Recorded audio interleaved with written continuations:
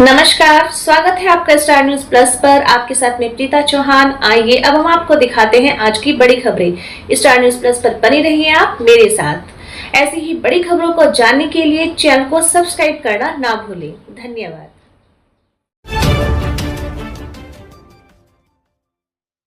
दिल्ली तक पहुंची हिमाचल के पत्रकार पर केस की गूंज। हिमाचल प्रदेश के जिला ऊना स्थित गगरेट के पत्रकार पर पुलिस द्वारा मामला दर्ज किए जाने के मामले की गूंज दिल्ली तक पहुंची है। National union of journalist India ने इस मामले को प्रेस काउंसिल ऑफ इंडिया के समक्ष रखने का निर्णय लिया है। मंगलवार को नई दिल्ली के जंतर मंतर स्थित NUJI कार्यालय में यूनियन के राष्ट्रीय अध्यक्ष रास बिहारी ने पत्रकारों को संबोधित करते हुए कहा कि हिमाचल प्रदेश में पिछले कुछ समय से पत्रकारों को सिलसिलेवार निशाना बनाया जा रहा है। यह सरासर लोकतांत्रिक मूल्यों का हनन है। उन्होंने कहा कि हिमाचल प्रदेश के गगरेट के पिछले दिनों दो पक्षों के बीच विवाद के मामले को लेकर एक पक्ष ने DC से शिकायत की, जिस आधार पर पत्रकार ने अखबार में खबर प्रकाशित की, लेकिन पुलिस ने बिना किसी नोटिस के इस मामले में पत्रकार पर ही मामला दर्ज कर दिया। देखिए स्टार न्यूज प्लस के लिए हिमाचल प्रदेश के बद्दी से सतीश जैन की ये रिपोर्ट। हिमाचल प्रदेश में पिछले कुछ समय से एक ऐसी परंपरा चल पड़ी है कि पत्रकार कोई खबर लिख रहा है, उस खबर से अगर सरकार या प्रशासन को कोई थोड़ी बहुत परेशानी होती है तो पत्रकारों को सीधे तौर पर निशाना बनाया जा रहा है।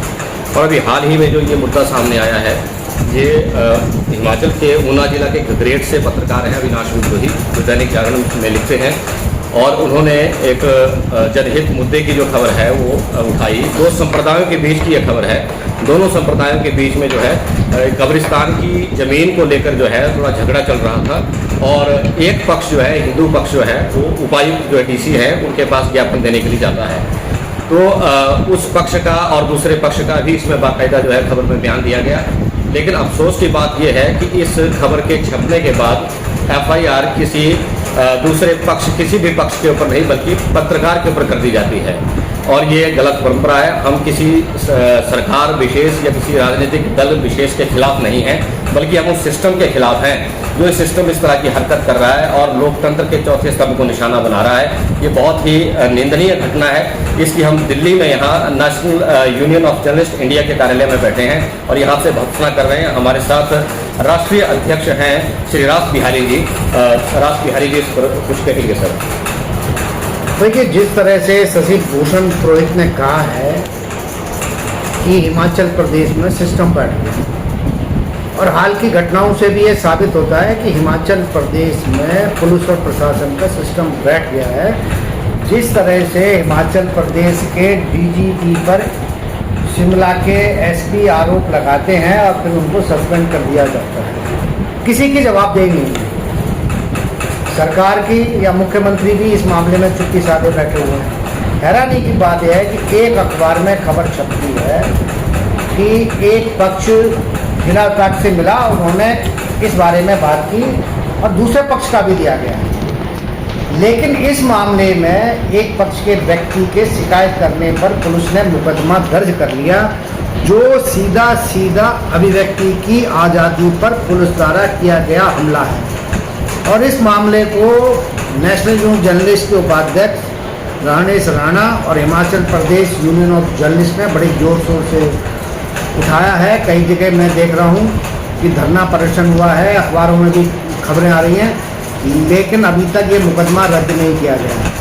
अब इस मामले में NUJ की तरफ से मुख्यमंत्री को पत्र भेजा जाएगा कि पत्रकार पर, अविनाश विद्रोही पर जो मुकदमा दर्ज किया उसे तुरंत प्रभाव से खारिज किया जाए।